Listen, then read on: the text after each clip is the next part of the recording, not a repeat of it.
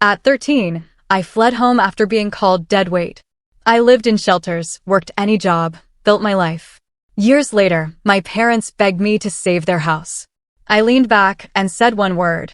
Imagine building your entire life, brick by painstaking brick, only to have the very people who abandoned you show up 2 decades later, not to apologize, but to demand you save them. And then, the ultimate betrayal, finding out they'd secretly forged your name to secure their own future, leaving you on the hook for their failures. What would you do when your past, steeped in injustice, came back to haunt you, not with regret, but with a horrifying new lie? My name's Caleb Mercer, I'm 29, and the first real thing I ever owned was a beat-up blue duffel bag. I was 13 when I bought it from a thrift store, and I still remember the plastic smell, the way the zipper snagged, and how that strap bit into my shoulder as I walked out of a house that only called itself a home because it had a wreath on the door at Christmas. You know how people say memory softens the edges? Mine didn't. My edges stayed sharp, like the cold kitchen tile the night my parents told me I was nothing but dead weight. Those were their exact words. Flat. Clinical. A diagnosis. Dead weight. I can still see my father's mouth shaping them. My mother's eyes flicking to the clock like she had somewhere better to be. I didn't argue. I'd learned early that arguing in that house just got you more volume. I was small, quiet, always trying to be useful, carrying groceries, raking the yard, balancing a chore list like a second backpack. But usefulness doesn't count for much when someone's decided you're a burden from the start. So I zipped that duffel, tucked in a flannel and a picture I'd torn from a magazine, an office building with a gleaming glass lobby, a front desk, and a man in a dark jacket holding a briefcase, looking like he belonged.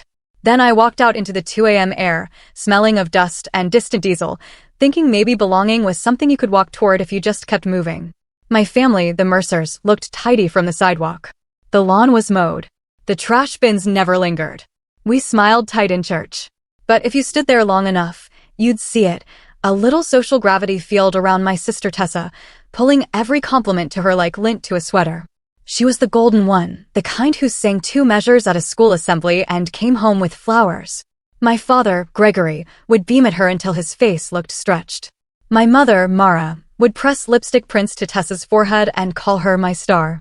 And I would stand in the kitchen doorway, holding a science project made of paper clips and corks, the dishwasher humming, thinking maybe stars were just dots people agreed to point at. I wasn't bad. I wasn't brilliant. I took out the trash without being told. I kept my room neat. I read library books until the words blurred. But in our house, being harmless was the same as being in the way. If a glass got knocked, it was because I didn't move fast enough. Electric bill high? I must have left a light on. If my father's day wasn't what he wanted, my quiet at dinner felt like provocation. That word, dead weight, didn't arrive out of nowhere. It was built from 100 moments where I stood holding something heavy, watching the person who handed it to me walk away. The first hint that I was being measured on a tilted scale came when I was 8 and Tessa was 10. My father decided the family needed structure. He typed chore lists in bold, laminated them, and stuck them to the fridge with fruit magnets. Tessa's read things like wipe table, arrange magazines, choose dessert. Mine read like a maintenance manual: sweep garage, clean baseboards, rake, wash car, carry firewood, move boxes in attic. I didn't mind working. There's a clean kind of tired that feels good and puts you to sleep. What stung was how Tessa's chores got her a pat on the head, and mine got me, at best, a grunt.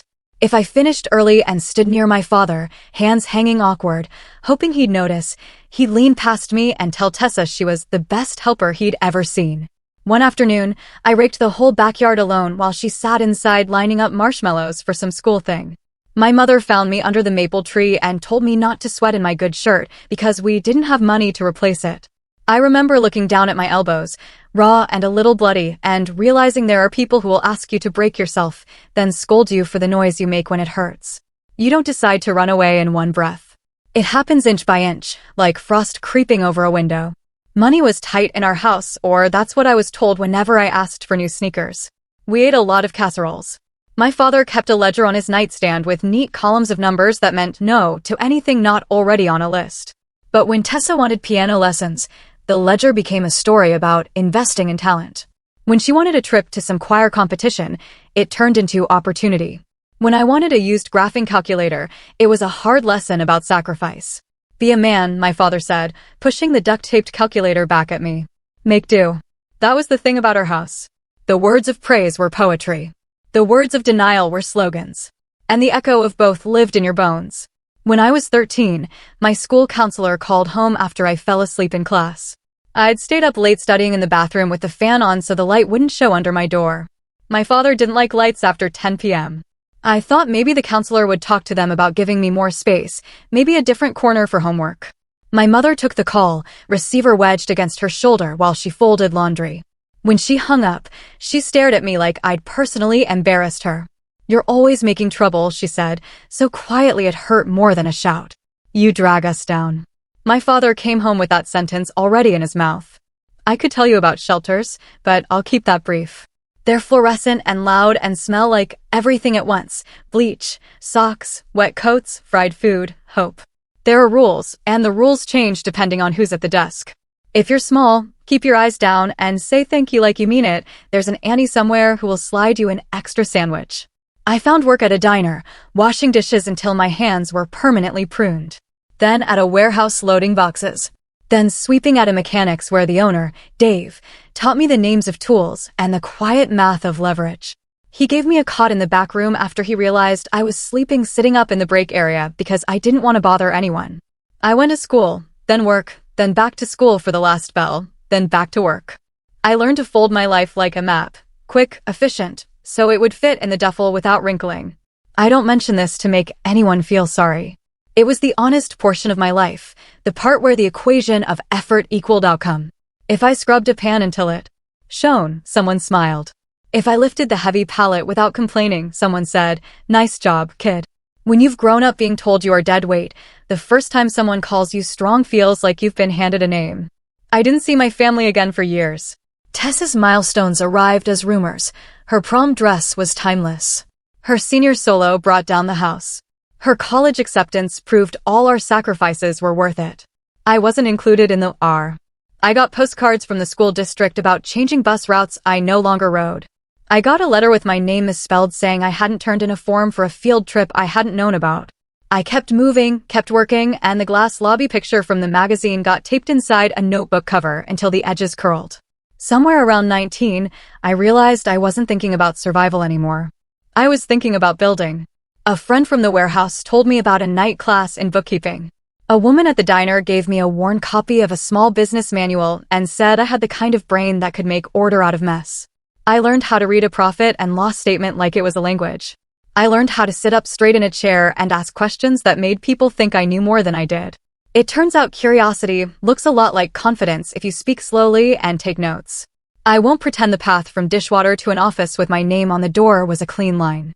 I stacked failures like bricks and figured out how to stand on them.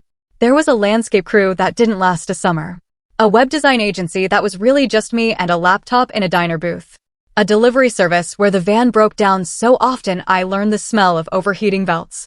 The first thing that worked wasn't flashy. Inventory management for small shops that couldn't afford the big systems. A grocer needed to know how many cartons of eggs to order without empty shelves on Friday. A boutique wanted to stop bleeding cash into backroom boxes with tags from last season. The software existed, but it was expensive and assumed everyone was operating at scale. I listened, built something simple, and parked my little service between the cracks. 10 clients turned into 30. 30 turned into 100. I learned about hiring and letting go.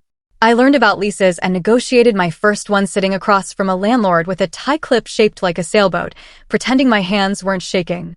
One morning, I walked into a downtown building, the kind with marble underfoot, a front desk where someone looked up when the door whooshed, a coffee shop with a chalkboard menu in real cursive. And the security guard nodded and said, "Morning, Mr. Mercer."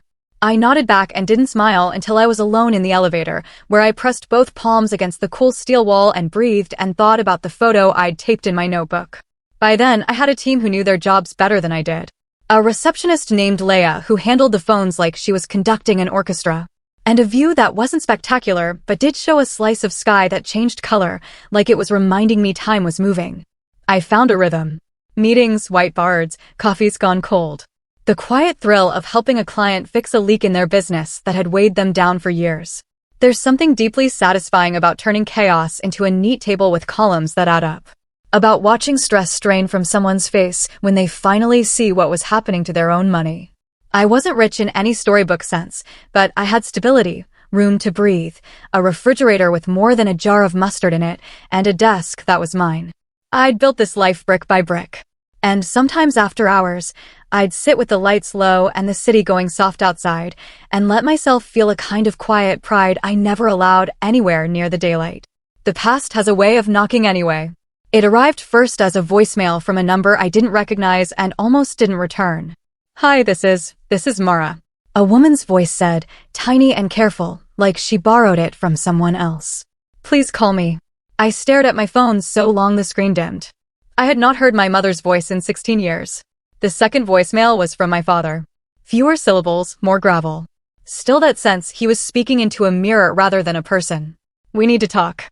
He did not say my name. I let both messages sit for a day, because some decisions deserve a pause, and because listening to them made my heart do that old unwelcome thing where it tried to climb into my throat. The third message came through in the late afternoon. Leia's voice on the intercom, "Caleb, there are 2 people downstairs asking if they can see you. They say they're your parents." There are moments when everything around you keeps moving. The printer whirs, someone laughs in the hallway, a truck brakes on the street, and inside your chest, everything goes still. I could have told Leia to send them away. Tell them I'm not available. Tell them to email.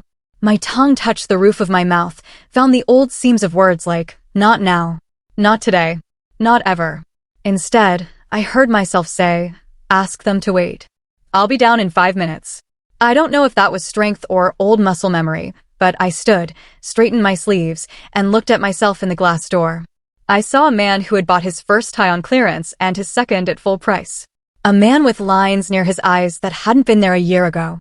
A man who looked, finally, like he belonged in the picture. The lobby looked different that day, like a stage set I'd stumbled into.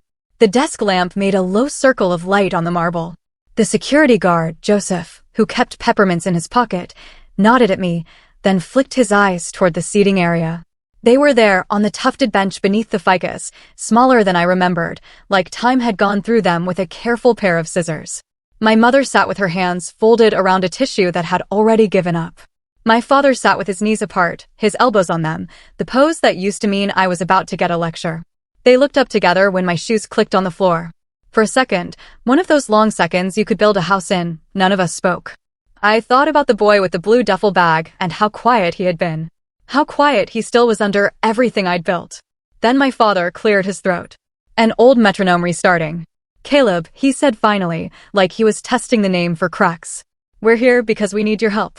If you've ever been asked for a favor by someone who never offered you one, you know the way the word help can fracture in the air. I felt my shoulders roll back on their own. My mother stood as if she couldn't decide whether to hug me or apologize or both. She didn't do either. "It's the house," she said, the tissue twisting. "There were complications.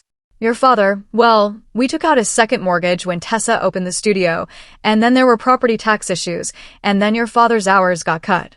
She stopped, swallowed, and started again. "They're going to take it, Caleb. Next month. We thought maybe if we could just talk." I watched her eyes move over my face like she was reading a weather map. My father didn't apologize. He looked around the lobby instead, at the clean lines and the little coffee station and the people who walked through carrying laptops, and he said, almost like he couldn't help himself, "So this is where you ended up." I had imagined this moment 100 ways without letting myself admit I was imagining it. In some versions, I said nothing and walked away. In others, I laughed, a sound I knew would echo too loudly here. In the version that played out, I did something simple. I gestured to the chairs near the window, the ones with the low table between them, where we sometimes set out brochures for tenants moving in upstairs. "Let's sit," I said. And when my father hesitated, not at the invitation, but at being invited in a place where he did not control the chairs, I saw the flash of the man I'd grown up with, the one who measured respect like teaspoons of sugar, and always kept most of it for himself. We sat. The ficus leaves made soft shadows on the floor. A woman walked through in heels that made no sound. My mother held the tissue like it was a life preserver. My father clenched his jaw. "They told us you started some kind of service," he said, a shade of skepticism leaning on the words, as if he expected me to say it would all disappear the moment someone poked it. "Consulting," I said. "Operations, inventory, some finance. Small businesses." "Right," he said, the way he used to say right when a coach called me reliable but not a standout. My mother darted in with a quick, bright sentence she must have practiced. "We're proud of you." It landed on the table light as a napkin and slid. Her eyes didn't meet mine when she said it.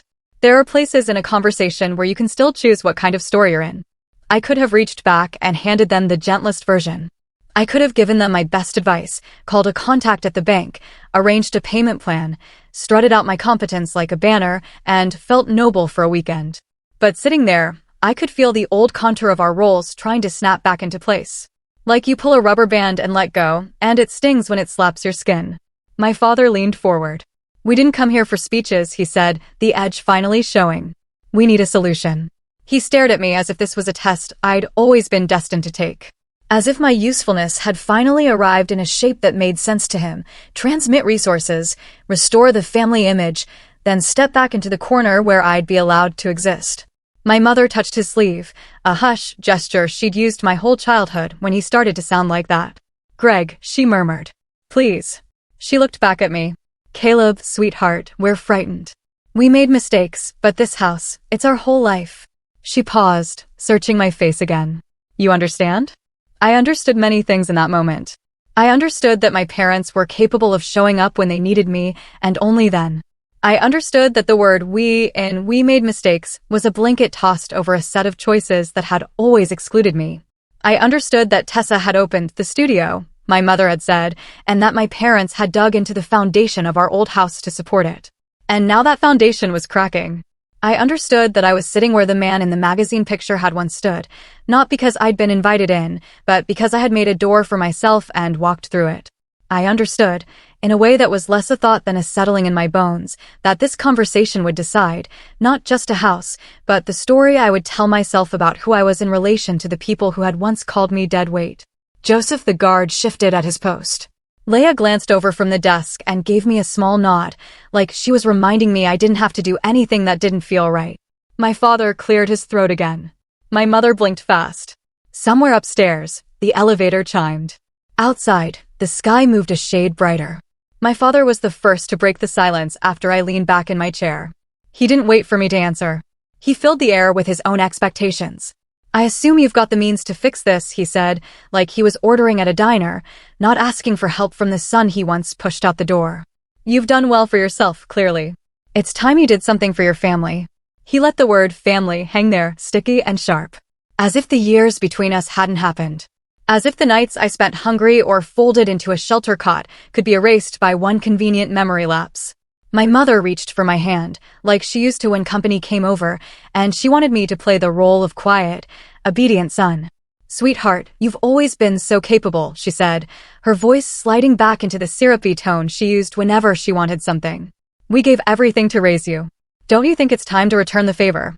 My throat tightened at the phrase. I could picture her standing in the laundry room years ago, whispering to herself that I was a burden, that every dollar spent on me was a waste. And yet, here she was, framing it as sacrifice, rewriting history right in front of me. Then came Tessa's name. My mother said it like an amulet. "Your sister has been through so much stress with the studio. It was supposed to be her dream, you know. She can't afford to see it collapse because of us. Think of her, Caleb. She's counting on you." My father nodded firmly, reinforcing it. "She deserves this. She's worked hard. We all pulled together for her. And now it's your turn." My chest burned. That word "deserves" slid into me like ice water.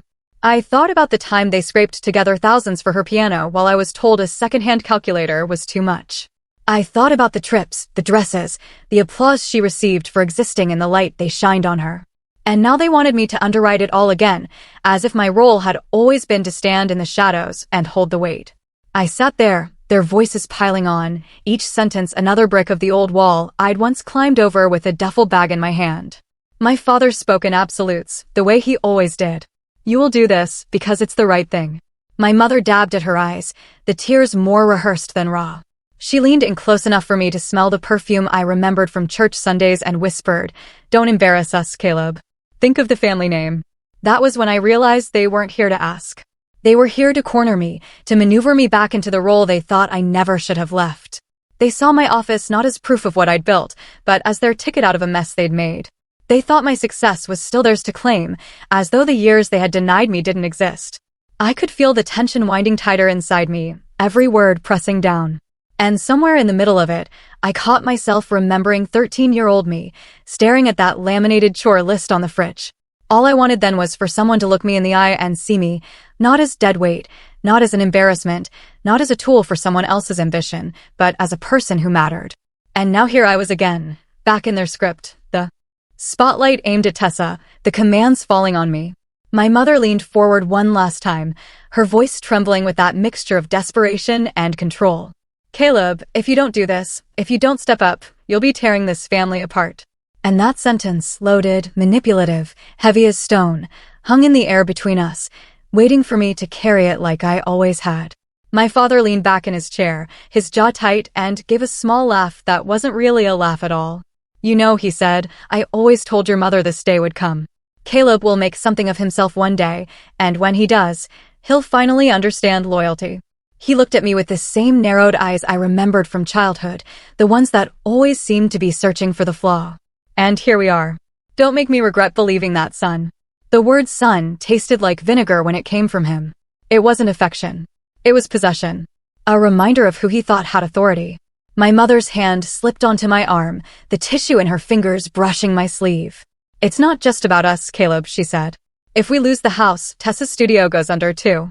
She'll be ruined." Her voice caught. And then she pulled something from her purse.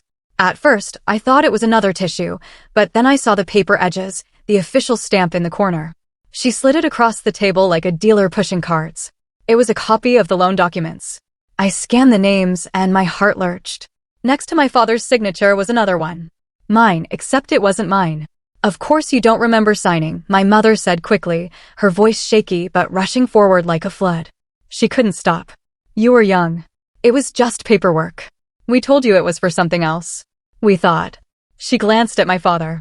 "We thought it would be fine. That by the time anything came of it, you'd be able to handle it." My father didn't flinch. He sat there, steady, as if he'd been waiting for me to notice. "We needed collateral," he said flatly. "We used your name. You should be grateful. It gave us the leverage to get Tessa what she needed. And look, it worked out for you too. That's what family does. We lift each other." My throat went dry. I looked again at the paper, at the slanted attempt at my signature, the lines of ink pretending to be my hand. I thought about the nights I spent in shelters, the jobs that left my palms raw, the weight of the duffel digging into my shoulder. All of it carried out under the belief that at least my name was still my own. And here it was, scribbled away, bartered without permission, tied to a debt I never agreed to. "You forged my name," I said slowly, my voice low enough that it almost startled me. The words tasted heavy, like iron. My mother shook her head fast, her tissue unraveling. No, it wasn't like that, sweetheart. It was just a signature, just to help the family. We thought you'd understand when you were older."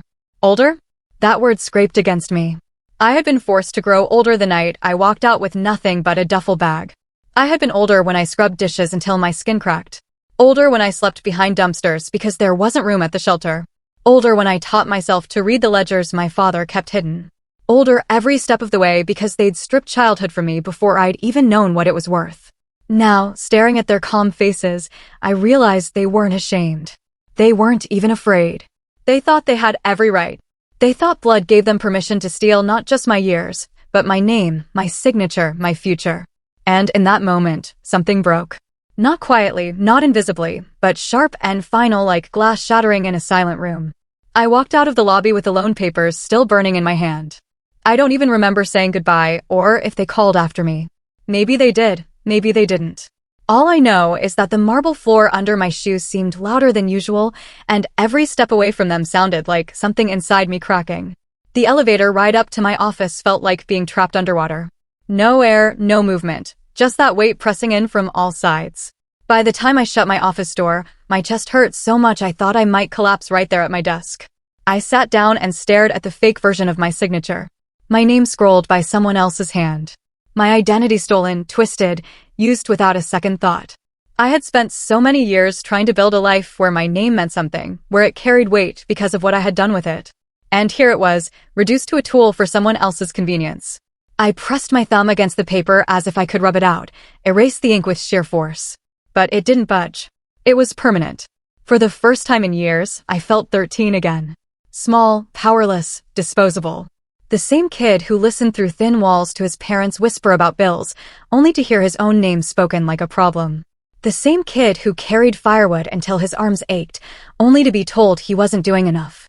The same kid who was called dead weight in a kitchen where the light bulb buzzed louder than any praise. I thought I had buried that boy under everything I'd built, but he was still there, kneeling in my chest, begging for air. That night, I didn't go home. I sat in the office long after everyone else left, the city lights bleeding into the glass. I ordered takeout. I didn't eat. I read and reread the loan papers until the words blurred. Collateral. Obligation. Default. Words that were supposed to be neutral, but felt like shackles when I saw them next to my forged name. My mind ran in circles. What if the bank came after me? What if everything I'd built, every contract, every client, every ounce of progress, I could lose it all because of them, because of their lies? For a moment, I let myself spiral. I thought about giving in, just writing the check, paying it off, walking away from the pain in exchange for peace. It would have been easy. One transaction, and the problem would vanish. But that thought made my stomach twist. It wouldn't vanish. It would live in me forever as proof that they were right. That my role in the family was to clean up the mess, to take the blame, to carry the weight. If I gave in now, I'd be stepping right back into the role they carved out for me before I even had the chance to decide who I wanted to be. The walls of my office felt too close, the air too heavy. I left the building and walked. No destination, no plan, just step after step, city block after city block, the night pressing against my shoulders. At one point, I passed a diner. Bright lights, smell of grease and coffee, and I saw a kid inside wiping down tables. He couldn't have been older than 14. His shoulders were slumped, but when the manager walked by, he straightened up, forced a smile.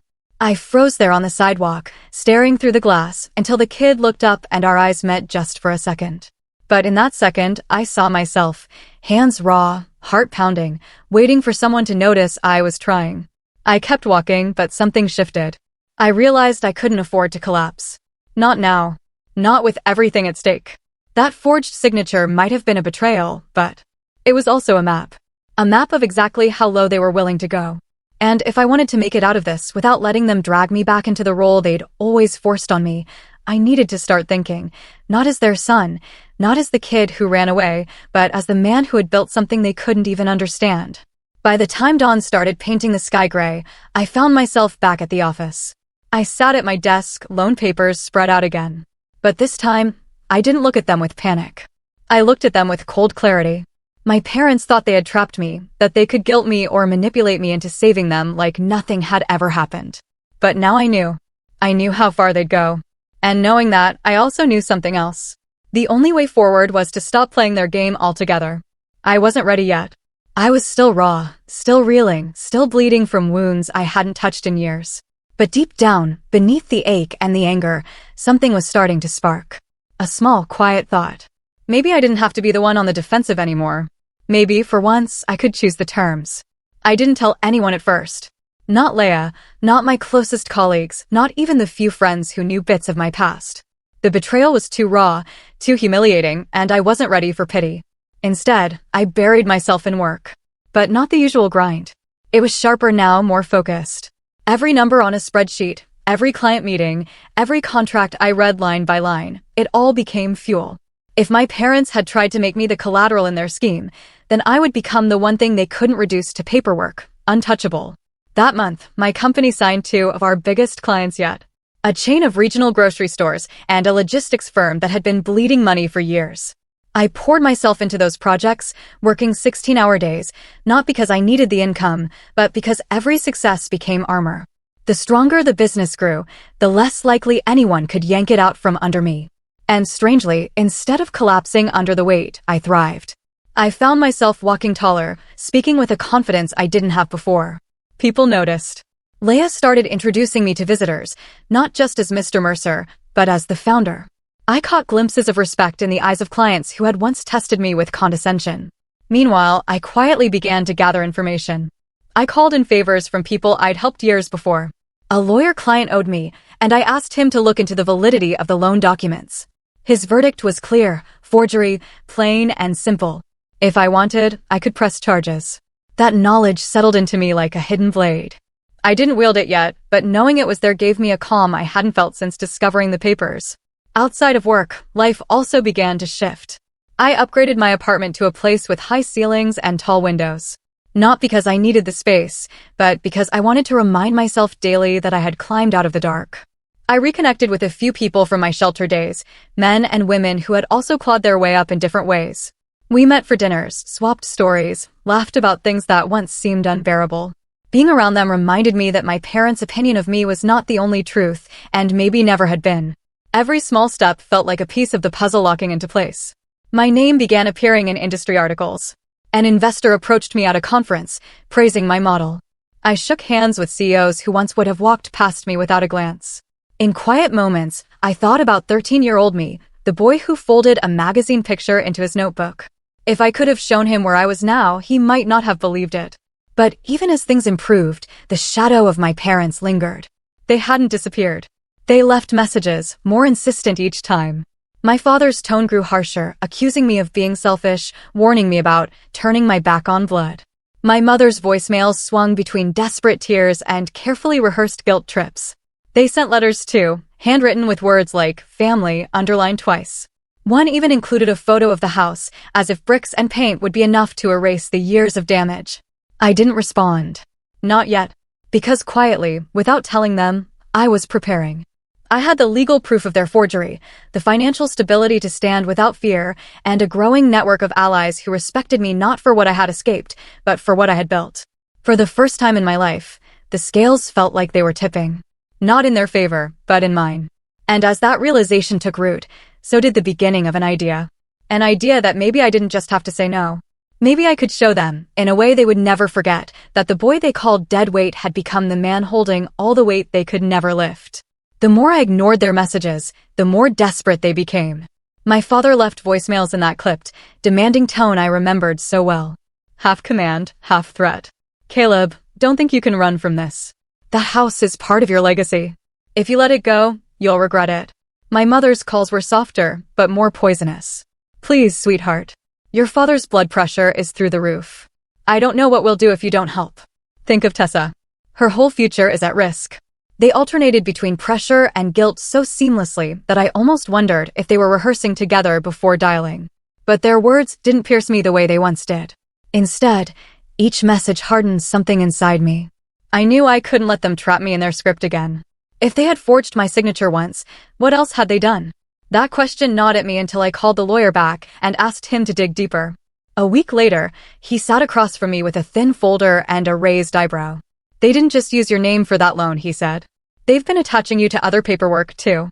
Smaller things, utilities, property filings, even a credit card application years back that was denied.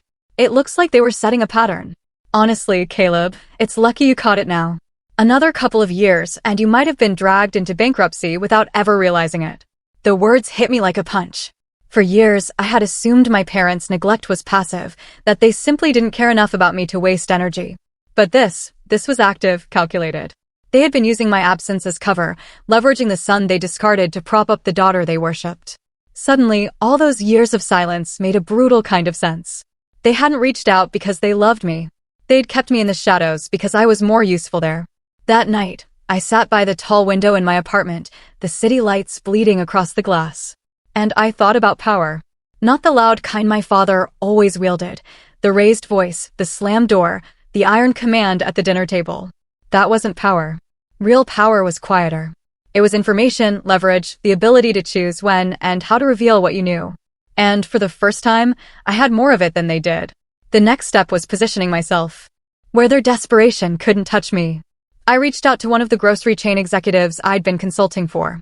During a late-night meeting over spreadsheets and takeout, he leaned back in his chair and said, "Ever thought about expanding into acquisition work? With your track record, you could be advising at the investment level. Big picture, bigger clients." The idea planted itself immediately. If I built that arm of my business, I wouldn't just be someone who cleaned up other people's messes. I'd be someone who had the power to decide which ventures lived and which died. I threw myself into it. I hired 2 more analysts, rented another floor in the building, and began cultivating connections in real estate and finance. Within 6 months, I wasn't just running operations for small shops. I was advising investors with portfolios worth more than my parents could dream of.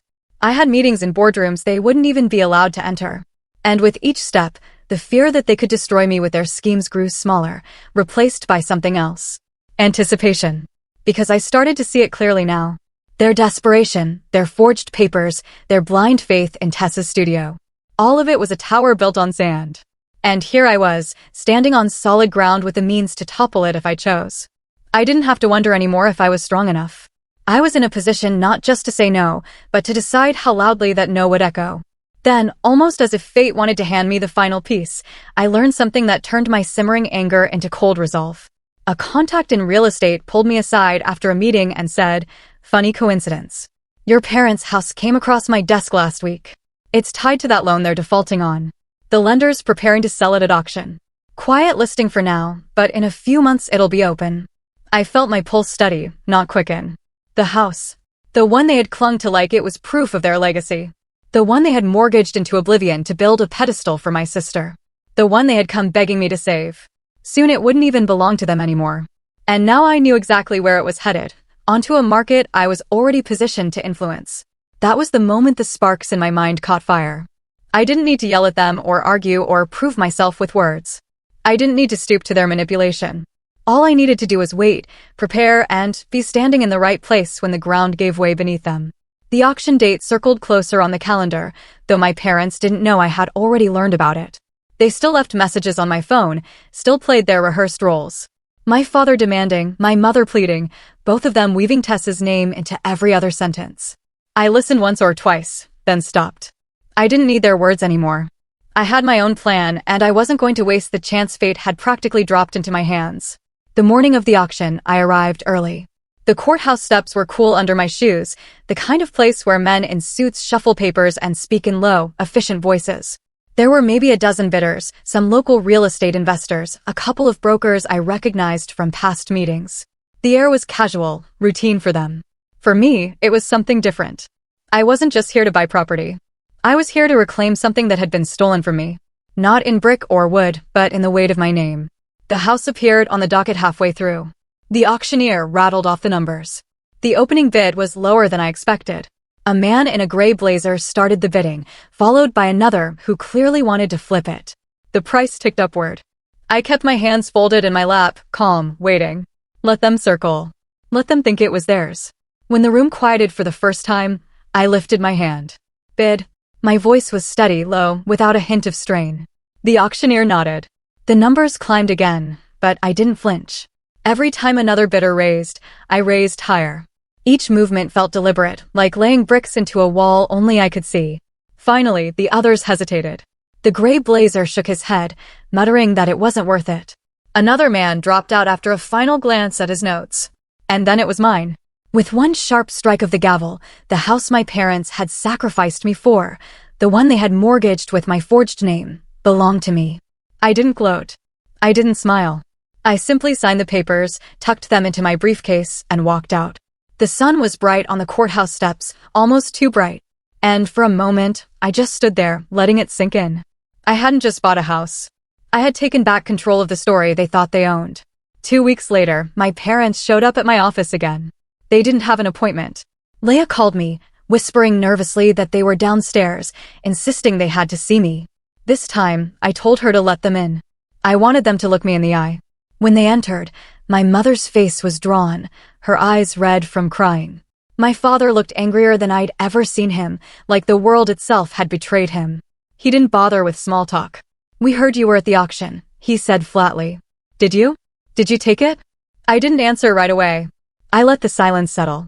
Then I reached into my briefcase, pulled out the folder, and slid the deed across the table. My father's jaw clenched. My mother gasped, her hand flying to her mouth. "Caleb," she whispered. "You bought it." I leaned back, just like I had in the lobby weeks earlier. "Yes, I did." For a moment, neither of them spoke. My father's face turned red, the vein at his temple pulsing. "You think this is funny?" he snapped. "You think taking her home makes you better than us?" His voice rose, echoing in the quiet office. My mother's voice came next, soft but cutting. "Why would you do this to us? To your own family?" I looked at them both, calm, unshaken. "Family," I said, letting the word linger, "doesn't forge signatures.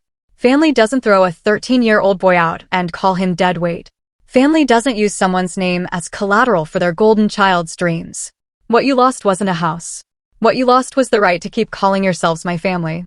Their faces shifted. Anger, shock, denial, like a storm turning in seconds. My father opened his mouth again, but this time I raised a hand and cut him off. The house is mine now. Legally. Permanently. You made your choices. And now you're living with them. I didn't yell. I didn't need to. The calm in my voice was louder than any rage could have been. That was when I saw it. The first flicker of realization in their eyes that they hadn't just lost a house. They had lost their grip on me forever. My father was the first to break. The color drained from his face, his mouth opening and closing like he was searching for an argument that no longer existed. For years, his voice had been iron, commands and judgments barked like gospel. But now, faced with the deed lying between us, he looked small. His shoulders slumped. His words stumbled. You can't. You wouldn't really. He stopped, swallowed, then tried again. This is our home, Caleb. Everything we built. Everything we sacrificed. You can't just take it away. The words might have landed once. They might have dug under my skin when I was 13, desperate to believe that sacrifice meant something noble instead of what it really was, me being pushed to carry burdens that were never mine. But now they slid off me like rain on glass. My mother leaned forward, her hands trembling as she reached for mine across the table. I didn't move. Her tissue slipped from her fingers onto the floor. Please, she whispered. Don't do this. Think of Tessa. She'll be crushed. She's already struggling with the studio, and without the house, she'll have nothing. Her voice cracked on the last word, as if she wanted me to feel the weight of it, to imagine my sister broken and helpless. But I did imagine it. I imagined all the years they had handed everything to her, the lessons, the trips, the applause. While I was left with duct-taped calculators and accusations of being dead weight. I imagined them twisting my absence into a tool, forging my name so they could fund her dreams. And suddenly, I realized that what they were mourning wasn't the loss of a house. It was the loss of control. I stood slowly, gathering the deed back into my folder. My father's eyes followed the movement like he wanted to leap across the desk and rip it from my hands, but he didn't. He couldn't. Not anymore. You'll regret this, he muttered, though the threat sounded thin, hollow. My mother began to cry, not loud sobs, but the soft, defeated kind that echo when someone realizes the world has shifted without them. I walked to the door, pausing only once. I turned back to face them, both sitting there in the office, the invaders in the sun, still standing tall before them. You called me dead weight once, I said quietly. But today, I proved I was the one thing you could never carry. And now you'll live with the weight of losing me. My father's mouth fell shut. My mother buried her face in her hands. I opened the door and stepped out into the hall, where the light from the windows spilled across the floor. With each step away, I felt that 13-year-old boy with the duffel bag fading further and further behind me. The house was mine now. My name was mine. My life was mine. And for the first time, the silence that followed wasn't empty. What do you think? Was this the only way to get true closure, or would you have handled it differently? Let me know in the comments below.